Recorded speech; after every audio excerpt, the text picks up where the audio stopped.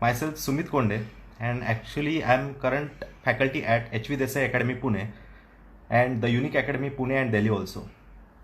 So before starting the session, I would like to thanks to UPSC Guide who gave us a platform to connect with the UPSC aspirants like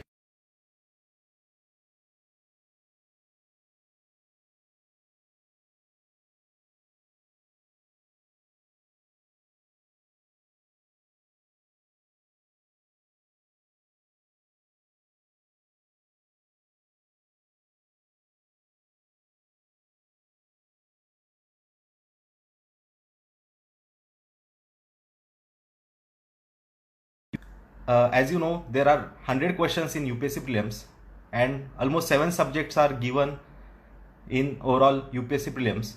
तो 7 subjects यहाँ पे already present है, ठीक है. तो 7 subjects, all the 7 subjects are not equally divided as per the question.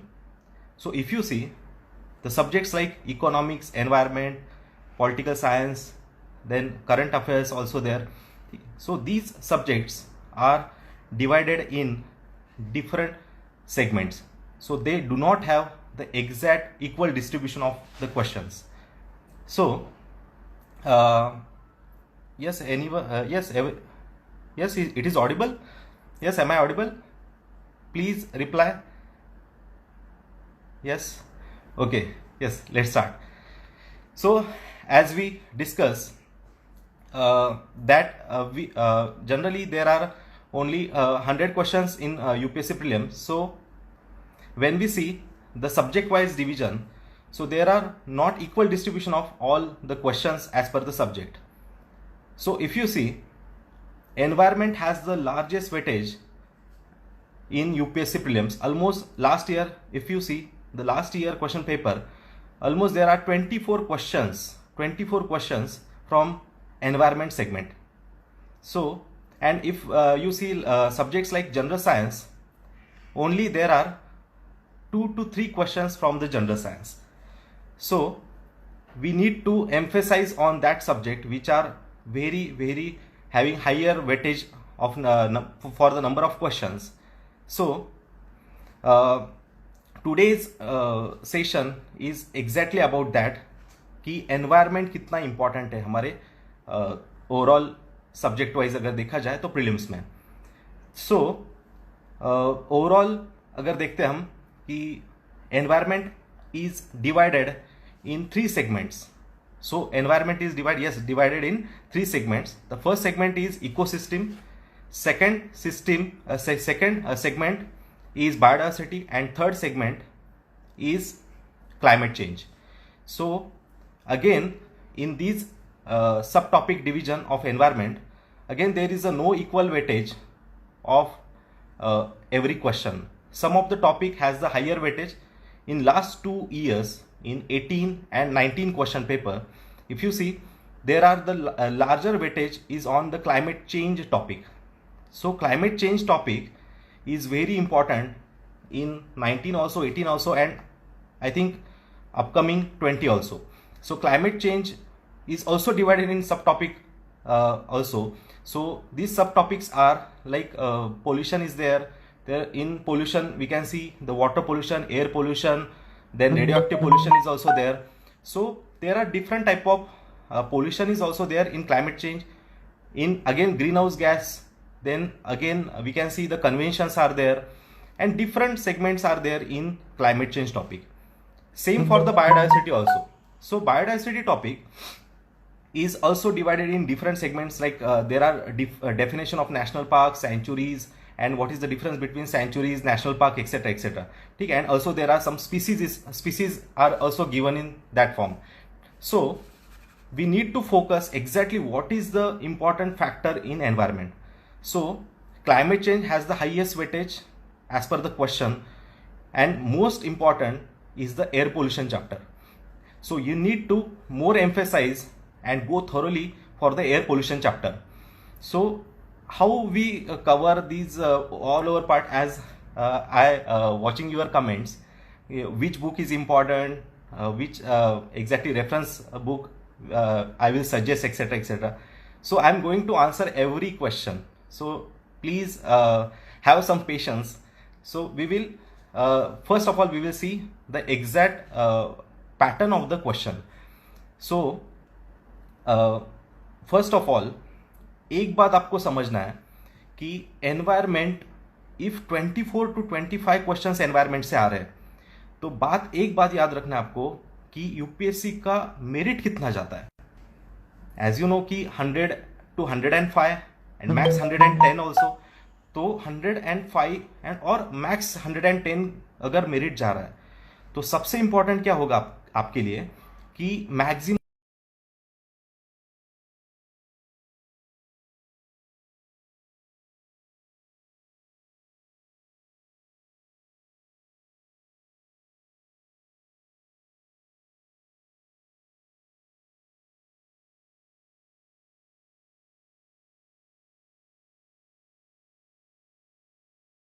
obviously multiple जितने भी aspirants है and even if though students who are not able to clear final और they can not able to secure the rank also. So even if बहुत सारे ऐसे students हो गए कि जिनके स्कोर 140 प्लस आ रहा है.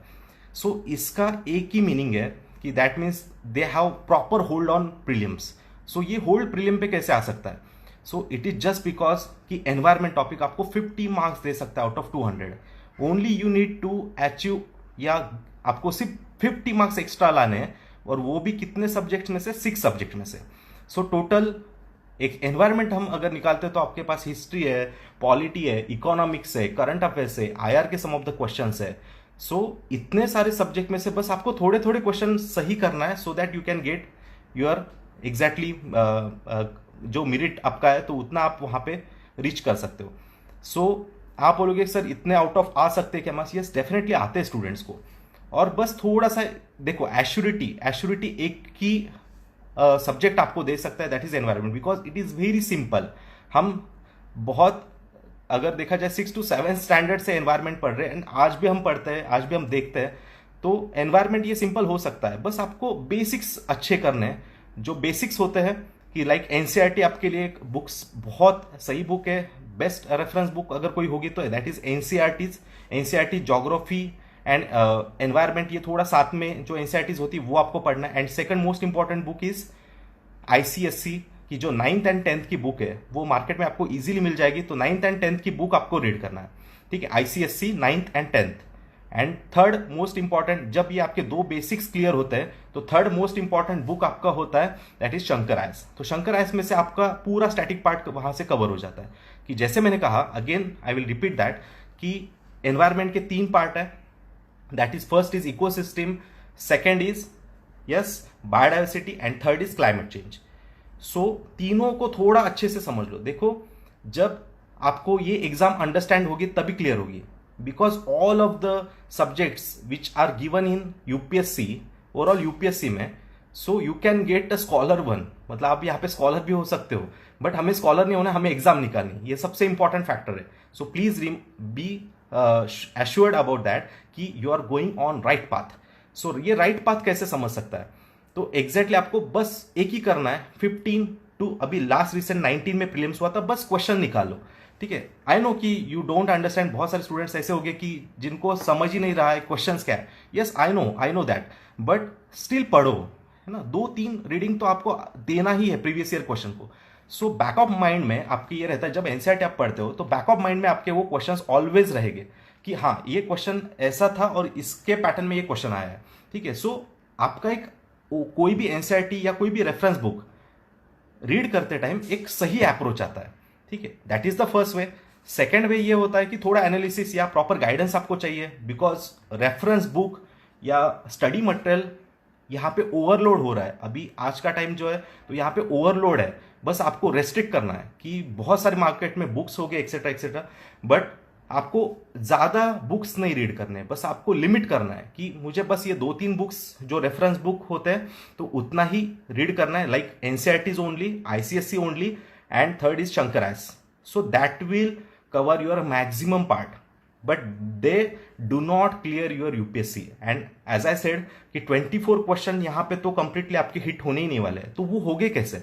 एंड ये अगेन मैं और एक बात बताना चाहूंगा यहाँ पे कि दिस बुक अगर आप करते हो तो ऑल ओवर इंडिया ये सब कर रहे हैं। सो इससे आपकी यूपीएससी नहीं निकलेगी, आपकी यूपीएससी निकलेगी कि ये फैक्टर एक इंपॉर्टेंट याद रखो, 80s 90s तक मतलब 80s 90s का स्कोर बहुत लोगों का स्टक होता है, who are preparing from last 1 to 2 years 3 years, ऐसे भी हो सकता है। तो इनके स्कोर क्यों अटके ये 90s पे या 95, बहुत सारे स्टूडेंट के ऐसे स्कोर अटके। तो बस एक ही चीज है जो एक्स्ट्रा आपको करनी with this reference book, that is the second most important thing is, क्या होगा वो आपका, तो that is current affairs. Because देखो लास्ट 19 and 18 के पेपर में अगर आप एनवायरमेंट चैप्टर देखते हो तो 24 क्वेश्चन, जैसे मैंने कहा कि लास्ट ईयर था, उसके पहले देखते हो तो 22 questions are there. So static पे अगर आप देखते हो तो hardly there are only 7 to 8 questions, maximum 10 questions. तो ये 10 क्वेश्चंस ही आपके NCERT, ICSE and third is Shankar S, इसमें से कवर हो गए। बट नेक्स्ट 10 क्वेश्चन जो आपको एज लाइन देने वाले आपकी यूपीएससी प्रीलिम निकलने के लिए, वो कहां से कवर हो गए, तो simply it is the Hindu. ठीक है, तो आई नो कि द हिंदू बहुत सारे लोग नहीं पढ़ते, डेली नहीं पढ़ते, चलो पढ़ते हैं, but I think hardly there we will find any exception who read 365 days the Hindu. So ये नहीं होता है possible, but still you have to make it possible. And even if you are going to miss that part, but still देखो आप दूसरे दिन तीसरे दिन सॉफ्ट कॉपीज अवेलेबल होती है, तो वो आप डाउनलोड करके पढ़ना है आपको, भले ही कितना भी मिस हो जाए आपसे। देन नेक्स्ट थिंग इज कि आपको द हिंदू थॉरोली पढ़ना है, एंड वही एक एक दिन का आपका एक एक पॉइंट होगा, मतलब हर एक दिन के जो नोट्स है वो आपको प्रिपेयर करने हैं। देन सेकंड थिंग कि लास्ट ईयर, चलो एक बेस्ट रिसेंट एग्जांपल लेते हैं, 24 क्वेश्चंस थे लास्ट ईयर, तो उसमें से 14 क्वेश्चन हमारे हिट हुए थे द हिंदू के directly question, as it is question थे। सो आप बोलोगे कि ये कैसे, यस डेफिनेटली कि आप थोड़ा प्रीवियस ईयर क्वेश्चन पेपर निकालो, इवन इफ आपको थोड़ा इजी चाहिए तो I have provided exact video for that on YouTube channel, and that is on the Nirodha channel. Nirodha आप एक चैनल है वहाँ पे, HV देसाई का ही चैनल है, तो वहाँ पे जाके आप बस विजिट करो वो चैनल पे। सो एनवायरमेंटल का एक अप्रोच या एनवायरमेंट टॉपिक में लास्ट ईयर कैसे क्वेश्चन आए थे, एंड वो एग्जैक्ट द हिंदू के विद द एविडेंस आपको दिया है कि ये डेट का ये न्यूज था, एंड वही यूपीएससी ने पूछा है। That is the thing. ठीक है, तो ये भी आप देख सकते हो। तो सेम अगर हम ये पैटर्न रखते हैं तो वही आपको पैटर्न रख के अगर वो वीडियो आप देखते हो तो वो वीडियो चेक करने के बाद आप देखना यूपीएससी के क्वेश्चंस भी मैंने वहां पे प्रोवाइड किए, तो वही क्रॉस करके देखना कि सेम न्यूज में, फॉर एग्जाम्पल एक लेते हैं एग्जाम्पल, जैसे कि एक क्वेश्चन था, that is the I think first question from the environment topic. तो ये था कि there are some multiple species, देखो बहुत सारे स्पीसीज हो गए कि ऐसे स्पीसीज होते, फ्लोरा एंड फौना के स्पीसीज होते, एनिमल स्पीसीज होते डिफरेंटली, एज यू नो कि डॉल्फिन तो सुना होगा सबने। ठीक है, तो डॉल्फिन के डिफरेंट स्पीसीज है वहां पे। ठीक है, तो इंडिया में ऑलरेडी 2-3 टाइप के डॉल्फिन्स मिलते हैं। तो डॉल्फिन पे क्वेश्चन था, Irrawaddy dolphin is found in Chambal river. ठीक है, ऐसा एक क्वेश्चन था। सेकंड ये उसमें ही स्टेटमेंट था कि match the pairs, match the correct pairs also. ठीक है, तो ये क्वेश्चन जो था तो वहां पे फर्स्ट पेयर दिया था Irrawaddy dolphin is present in Chambal river. Second था ब्लू फिन मैशर, एक सम ऑफ द फिश का एक स्पीसीज है, तो जो कावेरी के आसपास या नीलगिरी वेस्टर्न घाट के आसपास आता है। And third is rusty spotted cat which is present in again western Ghat, some of the western Ghat के रीजन्स में मिलता है रस्टी स्पॉटेड कैट। सो ये रस्टी स्पॉट, देखो हमारा ये एम नहीं है कि आपको हर एक कुछ स्पीसीज नोटिफाई करके या लोकेट करके देना है, वो एम नहीं है। पॉइंट ये है कि rusty spotted cat was in news in month of June 2018, जो 19 के पेपर में आया था क्वेश्चन। ठीक है, तो रस्टी स्पॉटेड कैट की डेथ हुई थी ड्यू टू सम एक्सीडेंटल या ह्यूमन एनिमल कॉन्फ्लिक्ट की वजह से डेथ होती है। एंड वही क्वेश्चन यूपीएससी ने फिर वही द हिंदू में पूरा डिटेल में दिया था कि उसका लोकेशन क्या क्या एक्सेट्रा एक्सेट्रा। तो वही क्वेश्चन एग्जैक्टली यूपीएससी ने पूछा है। ऐसे एग्जैक्टली 14 क्वेश्चंस जो द हिंदू से डायरेक्टली पूछ रहे थे। So why we need to read all those magazines which are present in market recently, कि सब मैगजीन्स हम पढ़ते बैठते और वहां से कुछ अप्रोच, एक तो पहली बात तो ये कि एक्स्ट्रा भी दे देते वो। ठीक है, तो एक्स्ट्रा नो पढ़ो, बट न्यूज रिलेटेड पढ़ो, कि जो रिसेंटली करंटली न्यूज में है तो उसके लिए पढ़ो। Unnecessary all news, you need not to cover all the news, और वो करोगे तो बस आप नॉलेज गेन करोगे और यूपीएससी नहीं निकलेगी। So first of all we need to do that कि द हिंदू में कौन से न्यूज़ आ रहे हैं एनवायरमेंट रिलेटेड, तो वो न्यूज़ आपको फाइंड आउट करके बस साइडलाइन करना है एंड उनके प्रॉपर नोट्स निकालना है। उसके डेप्थ में जाओ ना, आप कितना जाना है उसके डेप्थ में जा सकते हो, ठीक है। तो वो न्यूज़ आपको फाइंड आउट करना है एंड सेम फिर मे बी वो ये आने वाले एग्जाम में वो पूछ सकते हैं, ठीक है। तो go for that. And next is most important thing कि देखो जैसे मैंने कहा कि मेरिट निकालना है, तो जैसे 10 questions are static one, maximum 10 questions हो गए कि जो आपके सेम मैंने कहा 3 सोर्सेस है, NCERT, second is yes that is ICSE and third is Shankar S. तो इसके बाद जो एज लाइन मिलेगा that is 14 question. 14 question extra भी है तो वो हो गया करंट से यहां से कवर आपके, ठीक है। सो ये डेली पढ़ो, बस डेली पढ़ना है और आपको वहां से कवर करना है। Even if you miss that part, so हमने ट्राई किया है कि जो नीरवदा चैनल है and even though my channel also is there, Sumit Konde, आपको बस यूट्यूब पे देना है और वहां पे आपको डिफरेंट हर एक द हिंदू का न्यूज कवरेज मिलेगा। बट हमने मंथ के 2 पार्ट किए वहां पे, पार्ट 1 एंड पार्ट 2। सो वहां पे आप एक पूरा डिटेल एक्सप्लेनेशन देख सकते हो द हिंदू की न्यूज एंड उसका एक्सप्लेनेशन। सो एनवायरमेंट आपका वैसे भी पूरा वहां पे कवर हो जाएगा, ठीक है। सो नेक्स्ट होता है कि again go back to our point, that is 3 segment हमने देखे थे एनवायरमेंट के। First is ecosystem, second is biodiversity and third is climate change. तो first part is very easy to clear because ecosystem ये static part है, यहां से ज्यादा कुछ करंट पे पूछा नहीं जा सकता है। पूछा जाएगा तो वही होगा दैट इज स्टैटिक वन, और वो आपका वैसे भी ये तीनों भी बुक से कवर हो जाएगा, ठीक है। तो फर्स्ट पार्ट पे ज्यादा क्वेश्चन नहीं है, hardly only 4 to 5 question are there from the ecosystem topic. So वहां से वो आपका कवर हो जाएगा। एंड सेकंड है बायोडाइवर्सिटी, ये कहां से कवर करना है आपको। तो बायोडाइवर्सिटी देखो we can say 60% of the question is from current या डायनामिक पार्ट। सो बायोडाइवर्सिटी पे डायनामिक पार्ट क्या होता है एंड स्टैटिक क्या होता है, तो 30-40% जो होता है that is the dynamic one. So तो डायनामिक पार्ट हम थोड़ा बाद में डिस्कस करते हैं। First we will discuss about the static part कि बायोडाइवर्सिटी में स्टैटिक पार्ट क्या होता है। तो दैट इज नेशनल पार्क, ये आपको पता है, सेंचुरीज आपको पता हो गए, बायोस्फीयर रिजर्व्स आपको पता है, ठीक है। So all these are exactly definition of these protected areas are comes under the static part definition or the difference between these overall entities. Even though species sometimes is the static part कि जैसे उसके related कुछ उनका protect करना है तो उसके लिए कुछ ऑर्गेनाइजेशंस होते हैं लाइक IUCN है, या फिर IUCN इज लाइक जितने भी एंडेंजर्ड स्पीसीज है तो उनको रिकवर करना है तो IUCN लाइक वहाँ पे एक ऑर्गेनाइजेशन आपको दिखेगी। तो इंटरनेशनल हो गए या world organisations, both are come under the static part, but what is the dynamic part। तो डायनामिक पार्ट क्या होगा कि जैसे मैंने अभी एक एग्जांपल दिया आपको कि दी स्पीसीज अगेन डिस्कशन में था। देखो not at all possible, there are more than 20,000 species in India which are from flora भी हो सकते, फौना भी हो सकते। तो इतने सारे स्पीसीज कैसे पॉसिबल है हमारे लिए पढ़ना। तो वही करना है जो dynamic part, as I said कि 60 to 70% पार्ट ये होगा डायनामिक वाला। तो डायनामिक पार्ट कैसे कवर करें, तो वही है न्यूज में जो आता है बायोडाइवर्सिटी के रिलेटेड कि ये नेशनल पार्क में फॉर एग्जांपल एरिया कम किया है, क्लियर है, समझ रहा है, कोई नेशनल पार्क डिस्कशन में, या अभी रिसेंटली वाइल्ड बफेलोज जो होते हैं तो उनका ट्रांसलोकेशन हुआ है, टाइगर ट्रांसलोकेशन रिसेंटली हुआ था राजस्थान में, तो वो ट्रांसलोकेशन जो हुआ है तो वहां पे डेथ्स हुई बिकॉज ऑफ दिस ट्रांसलोकेशन। या कोई भी अभी जितने न्यूज मुझे याद आ रहे हैं बस उतने आपको बता रहा हूं।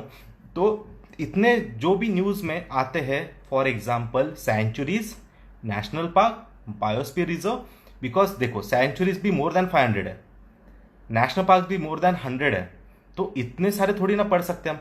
तो वही पढ़ना है जो न्यूज में, ठीक है। फर्स्ट जस्ट ओवरलुक करो, you need not to revise all the sanctuaries etcetera, but news में जो है वही यूपीएससी टारगेट करेगी। अननेसेसरी यूपीएससी कभी आउट ऑफ लाइन नहीं जाती, यूपीएससी भी एक खुद का अप्रोच रखती है, ठीक है, कि कुछ भी पूछना है ये यूपीएससी में नहीं होता है। यूपीएससी में ऑलवेज ये होता है कि कुछ ना कुछ उसका रिलेवेंस होना चाहिए न्यूज से, ठीक है, तभी जाके वो पूछेंगे। तो सेकंड इंपॉर्टेंट हमने देखा कि बायोडाइवर्सिटी में डायनामिक पार्ट कैसे कवर करना है, तो जो न्यूज में वही न्यूज आपको वहां पे को रिलेट करके वही सेंचुरी देखो, वही नेशनल पार्क देखो, वही बायोस्फीयर रिजर्व, वो आपको चेकआउट करना है। इवन दो रिसेंटली अगर हम देखते हैं स्पीसीज पे कैसे क्वेश्चन आ सकते हैं, देखो टर्टल होगा या डिफरेंट मरीन स्पीसीज अगर हम देखते हैं या रिवराइन स्पीसीज देखते हैं तो अगेन बहुत सारे हैं। तो टर्टल्स अगर देखा जाए तो इस पे क्यों क्वेश्चन आना चाहिए इस साल, तो देखो ब्लैक सॉफ्ट शेल टर्टल ये एक टाइप ऑफ टर्टल है कि रिवराइन टर्टल है, फ्रेश वाटर टर्टल है, and which got extinct in the wild in recent few months. ठीक है, तो लास्टली अभी लास्ट फ्यू मंथ्स में अगर देखते हैं तो ये एक्सटिंक्ट हो गई। सो अब ये अगर एक्सटिंक्ट होती है तो डेफिनेटली इस पे क्वेश्चन बनना चाहिए, बिकॉज IUCN में ये लिस्टिंग होता है तो ब्लैक सॉफ्ट शेल टर्टल ये एक्सटिंक्ट हुआ है। तो IUCN क्या है, ये आपका पहला काम है देखना कि एग्जैक्टली IUCN क्या है, उनके कैटेगरीज क्या क्या है, कि कौन सी थ्रेटेंड होते हैं, उसमें क्या क्या आता है, या एंडेंजर्ड कौन सी, एक्सटिंक्ट कौन सी, वल्नरेबल कौन सी, एक्सेट्रा एक्सेट्रा। ठीक है, तो IUCN का लिस्टिंग चेकआउट कर लो पहले। तो IUCN में इनको अगर एक्सटिंक्ट इन द वाइल्ड बोला है, दैट डजंट मीन कि extinct completely. Extinct completely means क्या है कि अभी दिखने को भी नहीं मिलेगा, not at all visible in any area, but it is not, it is extinct in the wild only. So if it is extinct in the wild, so we can recover it. So it is also present in some temples of Ugartara temple near Assam. So already black soft shell turtle वहाँ पे present है। So हम इनको क्या करेंगे, इनका conservation करेंगे, captive breeding करेंगे और इनको रीइंट्रोड्यूस करेंगे कहाँ पे, तो अगेन वाइल्ड में, मतलब वाइल्ड लाइफ में, सो दैट IUCN में इंडिया ने कोई ऐसे स्पीसीज का रिकवरी किया है, सो ये नोटेबल हो सकता है। ठीक है, तो यही क्वेश्चन बन सकता है, even though the question can be from again tiger census also.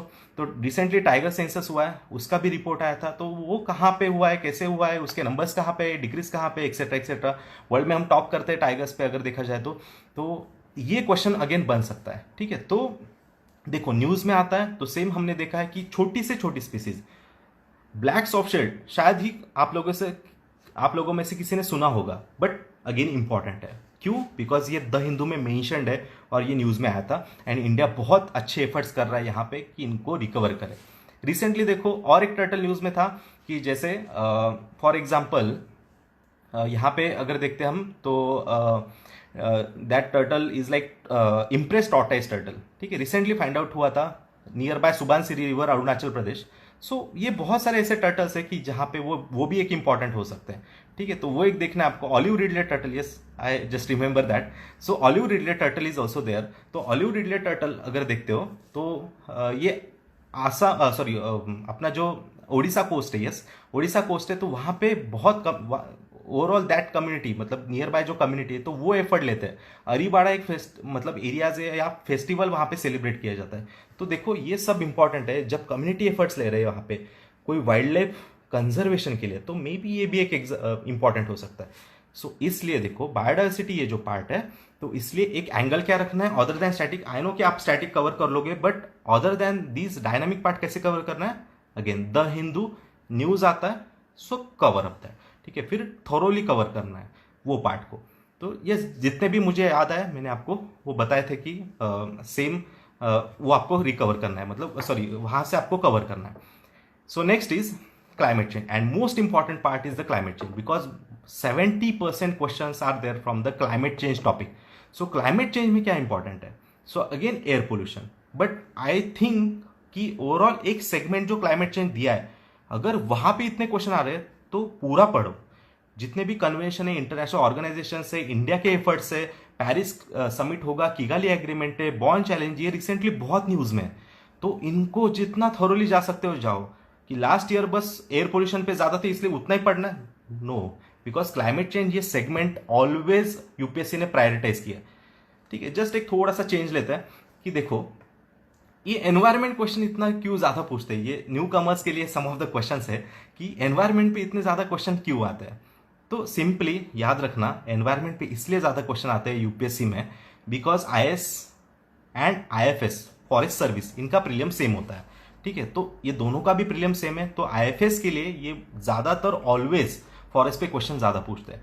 आप बोलोगे कि सर लास्ट टाइम बोला, मतलब लास्ट टाइम पूछे थे इतने क्वेश्चंस, उसके प्रीवियस ईयर्स में पूछे थे, तो it is possible to ask this number of question, maximum number of question from environment, yes it is possible because IFS exam ये कंबाइंडली होता है। तो ऑलवेज देखो मिनिमम 20 तो होने ही वाले, 20 प्लस ही हो गए।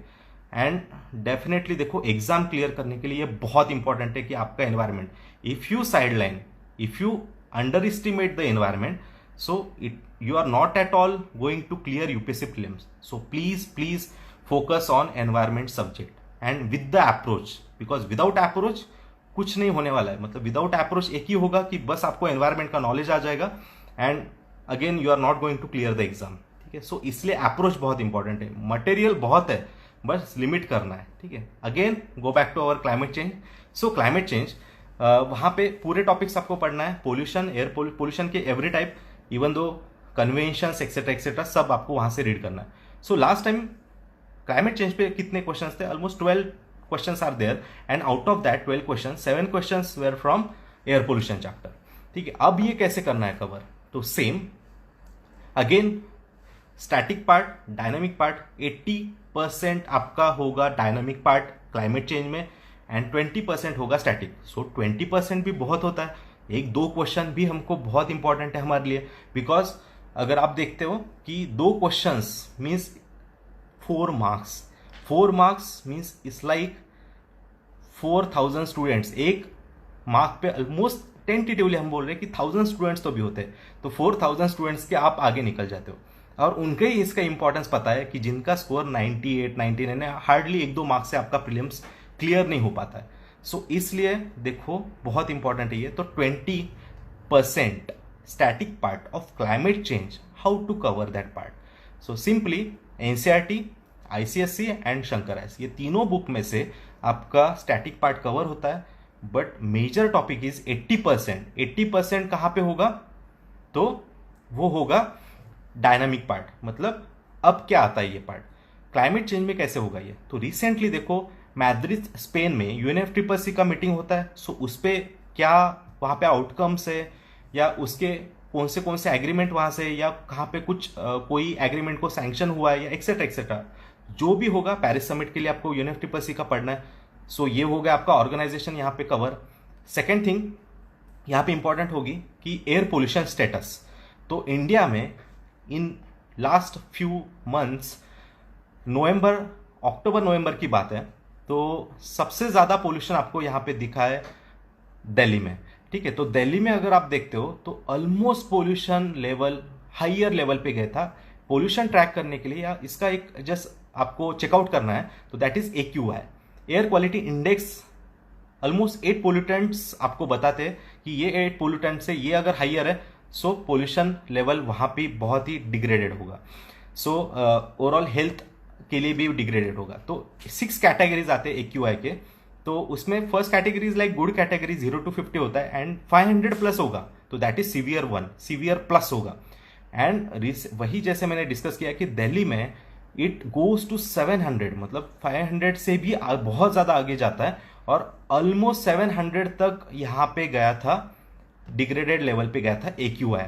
सो तब जाके एक्टिवेट होता है GRAP programme, graded response action plan.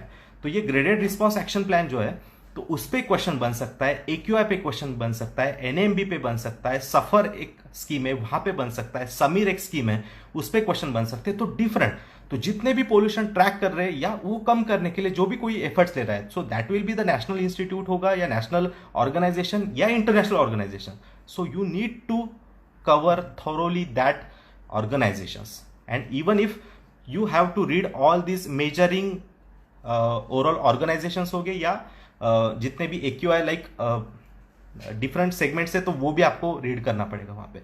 ठीक है, तो ओवरऑल हमने देखा तीनों भी पार्ट। ठीक है, तो 80% जो क्लाइमेट चेंज का पार्ट है, तो ऐसे ही आपका डायनामिक अगेन द हिंदू में आता ही रहता है, और वो कवर होगा ही आपका।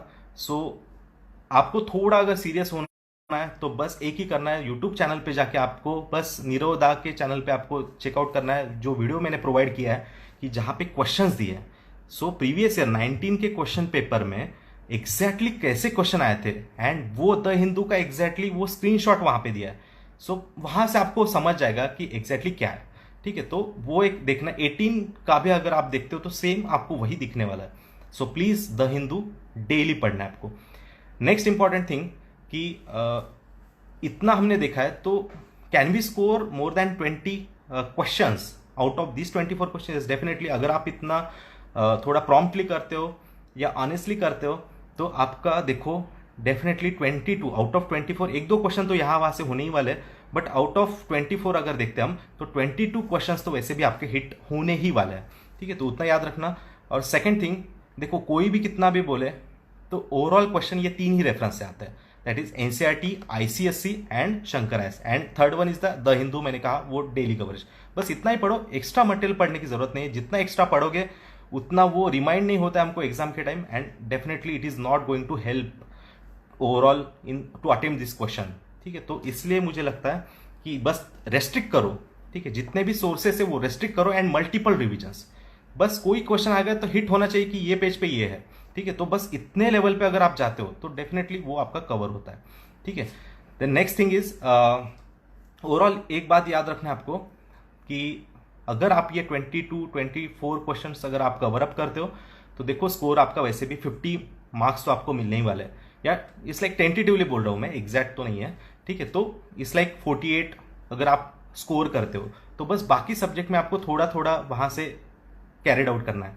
ठीक है, एंड ऑनेस्टली अगर जो एस्पिरेंट पढ़ते हैं तो उनको वो स्कोर अचीव करना इज नॉट डिफिकल्ट। ठीक है, तो वो वहां से आपका हो जाएगा।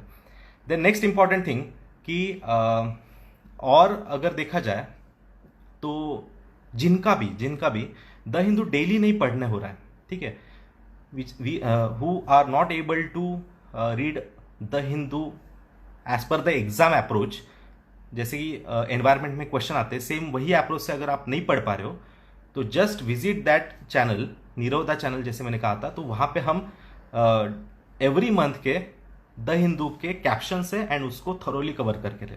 ठीक है, तो ये पूरा हमारा कवर हो रहा है। एंड इसके बाद देखो, a vision without a strategy is just a illusion. ठीक है, तो ये टैगलाइन भी याद रखो कि सब पढ़ते नहीं बैठना, एक प्रॉपर अप्रोच रखो, प्लीज अप्रोच रखो, एंड वही अप्रोच से आपको रीड आउट करना है so that you can clear in short time. तो प्रीलियम थोड़ा सा आपका अप्रोच सही होगा तो फास्ट क्लियर हो सकती है। ठीक है, so I hope this session is helpful for you, and after some of the days जैसे भी हम यूपीएससी गाइड से कनेक्टेड ही हैं, तो जितने भी पॉसिबल हो गए कि कोई टॉपिक अगर कवर करना है हमें, तो वो टॉपिक भी हम इन फ्यू डेज कोई टॉपिक लेंगे एनवायरमेंट का, एंड वो टॉपिक यहाँ पे कवर करने का ट्राई करेंगे। ठीक है, so if you have any questions so you can write in comment, so we will try to solve this question. Okay, someone is asking like important topic in prelims question paper link। okay, ठीक है, तो link send करना है important topic के लिए। तो जैसे मैंने कहा कि देखो यूपीएससी निकालना इतना इजी नहीं है, इट इज टफेस्ट पार्ट।